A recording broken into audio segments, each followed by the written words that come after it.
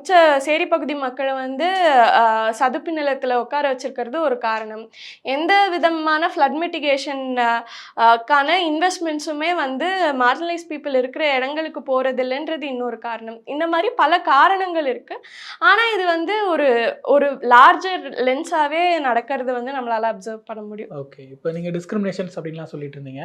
அப்படி பார்க்கும்போது இப்ப வெள்ளம்னா எல்லாருக்குமே பிரச்சனை தான், எல்லாருக்குமே பாதிப்பு தான். ஆனா நீங்க சொன்ன மாரி இப்ப வேளச்சேரியில வந்து இந்த பாலத்தில கார் நிக்கிறதையும், வீட்ல ஒர்க் ஃப்ரம் ஹோம் பண்ணிட்டு இருக்கிற மாரி விஷயங்களையும் பார்த்துட்டு இருக்கோம். பட் இங்க நார்த் மெட்ராஸ்ல ஆக்சுவலா என்ன மாரி பிரச்சனைகள் வந்துட்டு இருக்கு? அவங்க வீட்டுக்குள்ள தண்ணி வருதுன்ற விஷயங்கள பார்த்துட்டு இருக்கோம்ல. அவங்களோட அந்த அன்றாட வாழ்க்கை அந்த 10 நாள்ல எவ்வளவு தூரம் வந்து மோசமாகுதுன்னு நினைக்கிறீங்க? ஓகே.